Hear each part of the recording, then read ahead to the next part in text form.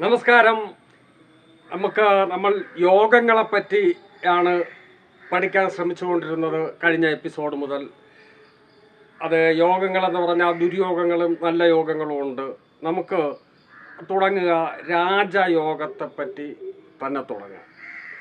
അത് സാധാരണക്കാർക്കും അപ്പുറം അസാധാരണക്കാരായ ആൾക്കാർക്ക്, ചിലർ രാജവംശത്തിൽ പിറന്നവരായിരിക്കാം, ചിലർ തെരുവിൽ പിറന്നവരായിരിക്കാം. തെരുവിൽ പിറന്നവർക്ക് പോലും അവരുടെ കഠിനാധ്വാനവും പരിശ്രമവും ഉണ്ട് എങ്കിൽ രാജാവായി തീരാനുള്ള സാധ്യതയുണ്ട്. ഈ യോഗ ഫലം ഇത് ഒക്കെ ജാതകത്തിലുണ്ട് എന്ന് പറഞ്ഞാൽ ആവണമെന്ന് നിർബന്ധമില്ല, അതുപോലെ സംഭവിക്കണമെന്ന് നിർബന്ധമില്ല. അതുപോലെ സംഭവിക്കണമെങ്കിൽ അയാളുടെ ചിന്തയും കർമ്മവും കൂടെ അതിൽ കൂടെ മിക്സ് ചെയ്ത് വരുമ്പോൾ മാത്രമേ ആകൂ. അതിനു മുമ്പ് ഈ കമൻറ്റ് ബോക്സിൽ ഒരു സംശയം, ഞാൻ ഉത്തരം പറയേണ്ടതായ 2 സംശയമുണ്ട്. ഒന്ന്, ശനി 8-ൽ വർഗോത്തമം ചെയ്തു നിന്നാൽ നല്ലതാണോ എന്ന്. വർഗോത്തമം ചെയ്യുക എന്ന് പറഞ്ഞാൽ നമുക്കറിയാമല്ലോ, ശനി ഈ രാശിയിൽ നിൽക്കുകയാണ്. ആ രാശിയിൽ തന്നെ നവാംശകവും വന്നാൽ അതിനെ വർഗോത്തമം എന്നാ പറയുക. 8 പല ഗ്രഹങ്ങൾക്കും നന്നല്ല, ശനിക്കും നന്നല്ല. പക്ഷേ വർഗോത്തമം ചെയ്ത് നിൽക്കുന്നതിന് ഒരു പ്രത്യേക ബലമുണ്ട്. മാത്രമല്ല അത് ലഗ്നവും കൂടെ നോക്കണം. ലഗ്നം കർക്കിടകമാണെങ്കിൽ 8-ാം ഭാവപതി 8-ൽ നിൽക്കുന്നു എന്ന് നാം പറയും. ഒരു ഭാവപതി ഭാവവുമായി ബന്ധപ്പെടുന്നത് നല്ലതാണ്, വർഗോത്തമം ചെയ്ത് നിൽക്കുന്നതും നല്ലതാണ്. അങ്ങനെ ലഗ്നം ഏതെന്ന് കൂടെ നോക്കിയേ അത് പറയാൻ കഴിയൂ.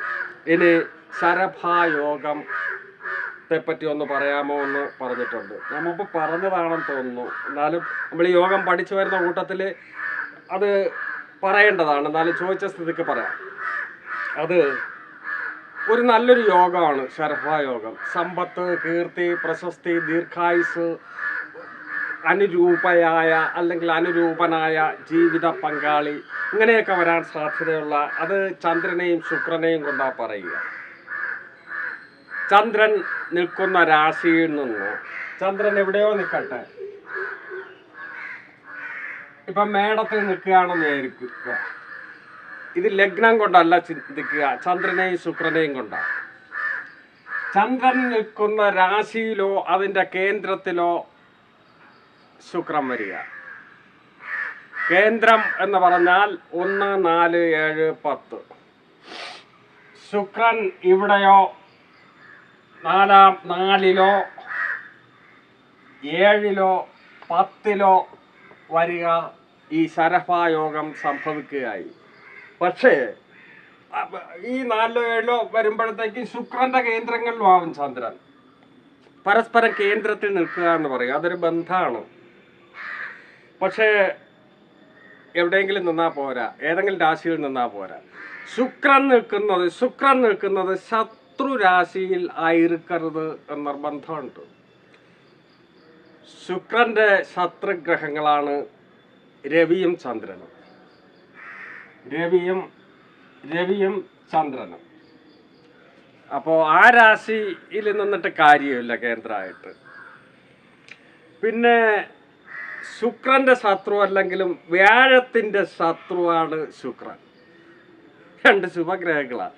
വ്യാഴം, അപ്പോൾ ഈ ധനു, മീനം, കർക്കിടകം, ചിങ്ങം ഒഴിച്ചുള്ള രാശികളിൽ ശുക്രൻ നിൽക്കുകയും അത് ചന്ദ്രൻ നിൽക്കുന്ന രാശിയുടെ കേന്ദ്ര രാശികളായി മാറുകയും ചെയ്യുമ്പോൾ ഈ ശരഭായോഗം സംഭവിക്കുകയായി. അത് നല്ലൊരു ലക്ഷണമാണ്. നമുക്ക് രാജയോഗങ്ങളിലേക്ക് തിരിച്ചു വരാം. ആദ്യമായി ഞാൻ പറയാൻ പോകുന്നത് ഒരു കേടു, നല്ലൊരു രാജയോഗത്തെ പറ്റിയാണ്. അത് 4 രാശിക്കാർക്ക് മാത്രമേ അത് സാധ്യമാകൂ. 4 രാശിചക്രത്തിൽ നിങ്ങൾക്കറിയാം, 4 ചരരാശികളും 4 സ്ഥിരരാശികളും 4 ഉഭയരാശികളുമുണ്ട്. ഞാൻ മുമ്പ് പറഞ്ഞിട്ടുണ്ട്. ഈ 4 ചരരാശികളിലും ഉച്ചനാകുന്ന 4 ഗ്രഹങ്ങളുമുണ്ട്. 4 ചരരാശികളിലും ഉച്ചനാകുന്ന 4 ഗ്രഹങ്ങൾ. അവ ഏതൊക്കെ? മേടത്തിൽ രവി, കർക്കിടകത്തിൽ ഗുരു, ശനി തുലാത്തിൽ, മകരത്തിൽ കുജൻ. ഈ 4 രാശിക്കാർക്ക് മാത്രം സംഭവിക്കുന്ന ഒന്ന്. അത് എന്താ വെച്ചാൽ ഈ 4-ൽ 3 ഗ്രഹങ്ങൾ, ഈ 4 ഗ്രഹങ്ങളെ കുറിച്ച് പറഞ്ഞിട്ടുണ്ട്. അവർ ഉച്ചനാകുന്ന സ്ഥാനങ്ങളും ഇതൊക്കെ തന്നെ. അപ്പോൾ ഈ 4-ൽ 3 ഗ്രഹങ്ങളെങ്കിലും ജാതകത്തിൽ ഉച്ചനായിരിക്കണം എന്ന് മാത്രവുമല്ല, അതിലൊരു രാശി ലഗ്നവുമായി മാറണം. ഇപ്പോൾ മേടൻ രാശി ലഗ്നമായി മാറുമ്പോൾ അവിടെ രവി ഉച്ചനാണ്, ഗുരു 4-ൽ കേന്ദ്രത്തിൽ ഉച്ചനാണ്, അല്ലെങ്കിൽ ശനി 7-ൽ കേന്ദ്രത്തിൽ ഉച്ചനാണ്, കുജൻ കേന്ദ്രമായ 10-ൽ ഉച്ചനാണ്. ഇവയിൽ 3 ഗ്രഹങ്ങൾ അപൂർവമായി സംഭവിക്കുന്ന കാര്യമാണ്. അപ്പോൾ ഇങ്ങനെ ഒരു കുഞ്ഞിൻ്റെ, ആ കുഞ്ഞാരായിരുന്നാലും, തെരുവിൽ പിറന്ന കുട്ടിയോ ഏത് വംശത്തിലും ഏത് കുലത്തിലും പെട്ട കുഞ്ഞായിരുന്നാലും, ഇങ്ങനെ ഒരു കോമ്പിനേഷൻ ഉണ്ടെങ്കിൽ നമുക്ക് പറഞ്ഞു കൊടുക്കാൻ കഴിയും. ശ്രമിച്ചാൽ ഇവനെ വളർത്തുദോഷമില്ലാതെ നല്ല രീതിയിൽ വളർത്തുകയും അവനും കൂടെ പരിശ്രമിച്ചു കഴിഞ്ഞാൽ രാജാവാകും നിശ്ചയം എന്ന്. ജാതകത്തിൽ ജ്യോതിഷം പഠിക്കുവാനുള്ള യോഗം എനക്കുണ്ട്. അപ്പോൾ ആ യോഗം ഉണ്ടെന്ന് പറഞ്ഞ് പഠിക്കണമെന്ന് നിർബന്ധമല്ല. ഞാൻ അതിലേക്ക് വേണ്ടി എൻ്റെ എല്ലാ ജീവിത സൗകര്യങ്ങളും മാറ്റിവെച്ച് ബുദ്ധിമുട്ടി ഒക്കെയാണ് അത് ഒരു ആവേശമായി മാറി മെനക്കെട്ടാണ്. അങ്ങനെ ശ്രമിച്ചെങ്കിൽ മാത്രമേ, യോഗം ഉണ്ടെങ്കിൽ മാത്രവും പഠിക്കാൻ പറ്റൂ. ഇനി മറ്റൊരു രാജയോഗത്തിലേക്ക്. ഇനി അടുത്ത് പറയുന്ന ഒരു ലക്ഷണം, അതും രാജയോഗമാണ്, നല്ലൊരു രാജയോഗമാണ്. അതും അപൂർവമായി സംഭവിക്കുന്നതാണ്. ചന്ദ്രൻ കർക്കിടകത്തിൽ നിൽക്കുക. നിർബന്ധം ചന്ദ്രൻ കർക്കിടകത്തിൽ തന്നെ ഉണ്ടാകണം. ഞാൻ മുമ്പ് പറഞ്ഞ ആ 4 ഗ്രഹങ്ങളിൽ 1-2 പേരെങ്കിലും ഉച്ചനായിരിക്കുക. ശനിയോ കുജനോ രവിയോ ഗുരുവോ ഉച്ചനായിരിക്കുക. 1-2 ഗ്രഹങ്ങൾ, ബാക്കി ഗ്രഹങ്ങൾ അവിടെ നിന്നാലും കുഴപ്പമില്ല. ഈ ഉച്ചനായി നിൽക്കുന്ന ഗ്രഹത്തിൻ്റെ ഇതിൽ തന്നെ, ആ രാശിയിൽ തന്നെ ലഗ്നവും നിർബന്ധം വരണം. എന്ന് പറഞ്ഞാൽ ഈ ജാതകത്തിൽ ചന്ദ്രൻ കർക്കിടകത്തിൽ നിൽക്കുന്നു, രവിയും കുജനും എവിടെയോ നിന്നോട്ട്, ഉച്ചനായി നിൽക്കുന്ന ശനി ഉച്ചനായി നിൽക്കുന്ന തുലാത്തിലോ ഗുരു ഉച്ചനായി നിൽക്കുന്ന കർക്കിടകത്തിലോ ലഗ്നം വന്നാൽ ഈ രാജയോഗം സംഭവിക്കും. ഇപ്പം ഗുരുവും ശനി ഇവിടെ ഇല്ല, ചന്ദ്രൻ അവിടെ ഉണ്ട്, കുജൻ ഇവിടെ ഉച്ചനാണ്, രവി ഇവിടെ ഉച്ചനാണ്. ഈ ഇവിടെയോ ലഗ്നം വരിക. ഇവർ ഉച്ചനായി നിൽക്കുകയും വേണം. ഒരു ഗ്രഹമെങ്കിലും ഉച്ചനായി നിന്ന് അവിടെ ലഗ്നം വരികയും ചന്ദ്രൻ കർക്കിടകത്തിൽ വരികയും ചെയ്താൽ അയാളുടെ കഠിനമായ പരിശ്രമവും കൂടി ഉണ്ടെങ്കിൽ അതൊരു സാധ്യതയാണ്. രാജയോഗം സംഭവിക്കുകയായി. അടുത്തതായി ഞാൻ പറയാൻ പോകുന്നത് ഒരു കാര്യം, ഒരു ലക്ഷണം കൂടെ പറഞ്ഞ് ഈ ജ്യോതിഷ വിഷയം അവസാനിപ്പിക്കാം എന്നാണ് ഞാൻ കരുതുക. ഇതുവരെ പറഞ്ഞതിൽ നിന്നും വീണ്ടും ഗഹനയേറിയ അത്യപൂർവങ്ങളിൽ അത്യപൂർവമായി വരുന്ന ഒരു സംഗതിയാണ്. അതെന്താ വെച്ചാൽ, ലഗ്നമോ ചന്ദ്രനോ വർഗോത്തമം ചെയ്ത് നിൽക്കുക. വർഗോത്തമം ചെയ്ത് നിൽക്കുക എന്ന് പറഞ്ഞാൽ എന്താ? ഇപ്പം ലഗ്നം ഇവിടെ വന്നു, ചന്ദ്രൻ ഇവിടെ വന്നെന്നിരിക്കട്ടെ. ഒന്നുകിൽ ചന്ദ്രൻ അവിടെ തന്നെ നവാംശകത്തിൽ ആ രാശിയിൽ വരിക. ഈ ചന്ദ്രനെ 4 ഗ്രഹങ്ങളെങ്കിലും, അവിടെ പാപനൊന്നും പുണ്യനൊന്നുമില്ല, 4 ഗ്രഹങ്ങൾ പൂർണ്ണ ദൃഷ്ടിയോടെ വീക്ഷിക്കുക. 4 ഗ്രഹങ്ങൾ അവിടെ നിന്നാൽ പോരാ, ഗൃഹദൃഷ്ടിയാ വേണ്ടത്. അത്യപൂർവമല്ലേ? അല്ല എങ്കിൽ ലഗ്നം വർഗോത്തമം ചെയ്ത് നിന്നാലും മതി. ഈ ലഗ്നത്തിന് കുറഞ്ഞത് 4 ഗ്രഹങ്ങളെങ്കിലും വീക്ഷിച്ചിരിക്കണം. അപൂർവങ്ങളിൽ അപൂർവങ്ങളായ രാജയോഗമാണിത്. ഇനിയും അടുത്ത എപ്പിസോഡ് മുതൽ നമുക്ക് കുറച്ച് രാജയോഗങ്ങളെ കൂടെ പഠിച്ചതിന് ശേഷം മറ്റ് നമ്മുടെ സാധാരണക്കാരായ ആൾക്കാർക്ക് വന്നു ഭവിക്കുന്ന കുഞ്ഞു കുഞ്ഞു യോഗങ്ങളുണ്ടല്ലോ, അതിനെ എങ്ങനെ നമുക്ക് വിപുലീകരിച്ചെടുക്കാം, അതിൻ്റെ സാധ്യതകൾ എന്താണ്, പിന്നെ ദുര്യോഗങ്ങൾ ഉണ്ട്, ഈ ദുര്യോഗങ്ങൾ എങ്ങനെ നമുക്ക് ഓവർകം ചെയ്ത് മുന്നേറാം എന്നതിനെ പറ്റിയൊക്കെയുള്ള എപ്പിസോഡുകളായിരിക്കും ഇനി വരാൻ പോകുന്നത്. അപ്പോൾ ഒരു അപേക്ഷയുണ്ട്, ഞാൻ ആഴ്ചയിൽ ഒരു വീഡിയോ ആണ് ഇപ്പം ചെയ്യാൻ എനിക്ക് സാഹചര്യം കിട്ടുന്നത്, അതുപോലും ചിലപ്പോൾ ഉണ്ടാവണമെന്ന് നിർബന്ധമില്ല. അപ്പോൾ വീഡിയോയുടെ റീച്ച് സാധാരണ രീതിയിൽ മുൻകാലങ്ങളെക്കാൾ വളരെയേറെയും താഴോട്ട് വന്നുകൊണ്ടിരിക്കുകയാണ്. നിങ്ങളുടെ സഹായം കൂടെ ഉണ്ടെങ്കിൽ മാത്രമേ വീനസ് യൂട്യൂബ് ചാനലിന് മുന്നോട്ട് പോക്ക് സാധ്യമാകൂ. അതുകൊണ്ട് കാണുന്ന ജ്യോതിഷ പ്രേമികളെല്ലാം ലൈക്കുകളും കമൻസുകളും കൊണ്ട് ഈ ചാനലിനെ അനുഗ്രഹിക്കുക. ഇതുവരെ ഈ ലൈക്ക് ചെയ്തിട്ടില്ലെങ്കിൽ ലൈക്ക് ചെയ്യുക. ഇത് ജ്യോതിഷ വിഷയം കഴിഞ്ഞു. സ്കിപ്പ് ചെയ്യണമെന്നുള്ളവർക്ക് സ്കിപ്പ് ചെയ്യാം. പക്ഷേ ഞാനിനി പറയാൻ പോകുന്ന ചില കാര്യങ്ങൾ മാനവികതയുമായി ഒക്കെ ബന്ധപ്പെട്ടതാണ്. ഞാൻ ഇന്നലെ ഒറ്റ ഇരിപ്പിന് വായിച്ചു തീർത്തൊരു പുസ്തകമുണ്ട്. എന്തേ ഇതുവരെ അത് വായിക്കാതിരുന്നത് എന്നെ അത്ഭുതപ്പെടുത്തിയ വളരെ പ്രതിഭാശാലിയായ ആർ രാജലക്ഷ്മി എന്ന എഴുത്തുകാരി, നോവലിസ്റ്റ് എഴുതിയ ആത്രേയകം എന്നൊരു നോവൽ.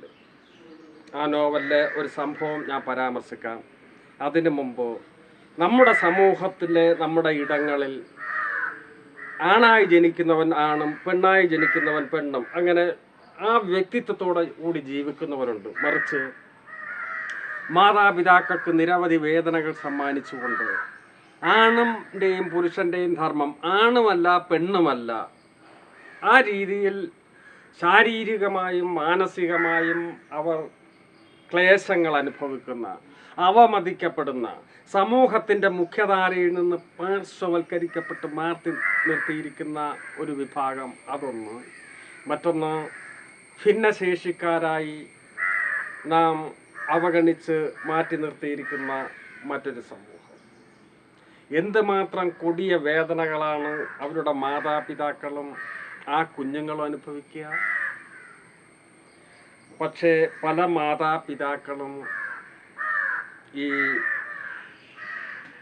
ഞാൻ ആ വാക്ക് ഉപയോഗിക്കുന്നില്ല, ആ വാക്ക് ഉപയോഗിക്കാൻ പാടില്ല, എന്നാലും ഞാൻ നിങ്ങൾക്ക് മനസ്സിലാകാൻ വേണ്ടി പറയുകയാണ്. ശിഖണ്ഡികളായി തരം താഴ്ത്തപ്പെടുന്ന അവരോട് അവരുടെ മാനസികവും ശാരീരികവുമായ പ്രശ്നങ്ങൾ മനസ്സിലാക്കാതെ മാതാപിതാക്കൾ അവരെ ഉപദ്രവിക്കുന്നതായിട്ടും അപഹസിക്കുന്നതായിട്ടും കാണാൻ കഴിയുന്നുണ്ട്.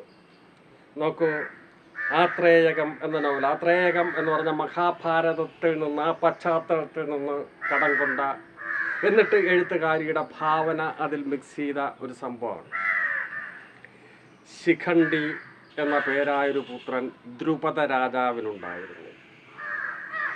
ദ്രുപദന് 3 പിള്ളേരാണ്, ഒന്ന് പാഞ്ചാലിയും ഒന്ന് ദൃഷ്ടദ്യുമ്നനും, അത് പിന്നെയാണ്. ഇപ്പം ശിഖണ്ഡിയാണ് ആദ്യത്തെ പുത്രൻ.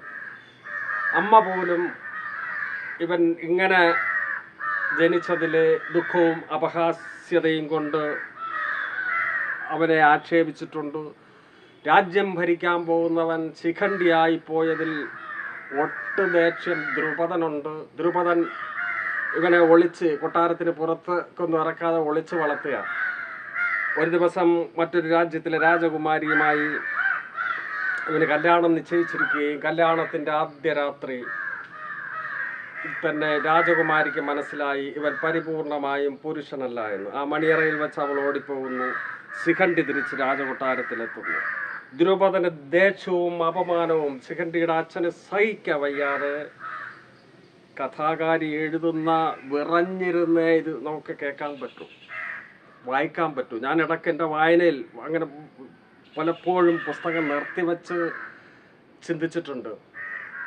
ദ്രുപദൻ തൻ്റെ ഭാര്യയെ, അതായത് ശിഖണ്ഡിയുടെ അമ്മയെ, ശിഖണ്ഡിയുടെ മുന്നിലേക്ക് വലിച്ചിഴച്ചു കൊണ്ടുവരികയും ശിഖണ്ഡിയ മകൻ്റെ മുമ്പിൽ വച്ച് അവൻ്റെ അമ്മയെ അവൻ്റെ അച്ഛൻ വസ്ത്രാക്ഷേപം ചെയ്ത് ക്രൂരമായി ഭോഗിച്ചിട്ട് ശിഖണ്ഡിയോട് പറയുന്നു, ആണായാൽ ഇങ്ങനെയാകണോടോ,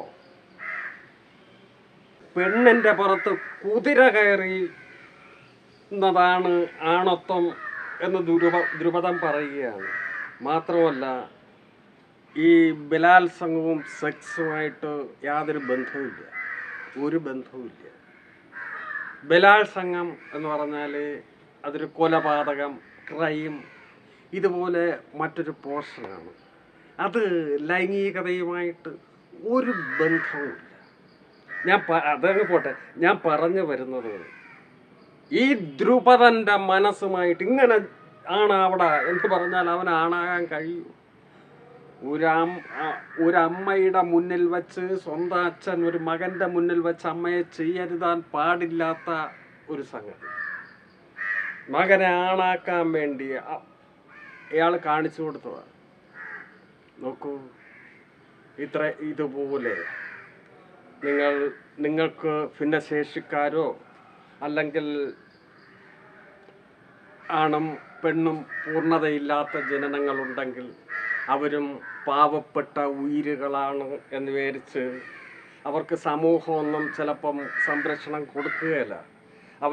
അവജ്ഞയോടും നിന്ദയോടുമായിരിക്കും വീക്ഷിക്കുക.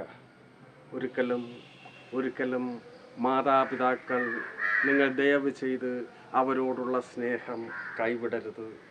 അവർ മറ്റു കുഞ്ഞുങ്ങളെപ്പോലെ 10, 20, 22 വയസ്സ് കഴിഞ്ഞ് സ്വയം പര്യാപ്ത ശേഷം നമ്മിൽ നിന്നും വലിച്ചെറിയേണ്ടവരാണ് ഐക്യമുള്ള കുട്ടികളെ, അല്ലെങ്കിൽ പൂർണ്ണതയുള്ള മനുഷ്യനെ അണച്ചു നിർത്തേണ്ടവരല്ല. മറിച്ച് നിങ്ങളുടെ കാലം വരെയും എല്ലാ സ്നേഹവും കരുതലും കൊടുത്തു ചില കുഞ്ഞുങ്ങളെ അണച്ചു നിർത്തി സംരക്ഷിക്കേണ്ടതുണ്ട്. അത് മാനുഷികമായൊരു ധർമ്മമാണ്. പുറം ലോകം കാണിക്കാതെ, ജീവിതത്തിൻ്റെ ഒരു സന്തോഷങ്ങളും അനുഭവിപ്പിക്കാതെ, ഒരു മുറിയിലിട്ട് മാത്രം മോശം മാനക്കേട് കരുതി സ്വന്തം കുഞ്ഞിങ്ങനെ ആണല്ലോ എന്നുള്ള പുറത്ത് അറിയിക്കാതിരിക്കാൻ വളർത്തുന്ന എത്രയോ കുഞ്ഞുങ്ങളെ എനക്കറിയാവുന്നറിയാം. പാടില്ല. ആൾക്കാർ നിന്റെ മകൾ എന്തെന്നോ പറഞ്ഞോട്ടെ, പക്ഷേ നിങ്ങൾ അവരെ സ്നേഹത്തോടെ നെഞ്ചകത്തിലേക്ക് ചേർത്ത് പിടിക്കുക. നന്ദി.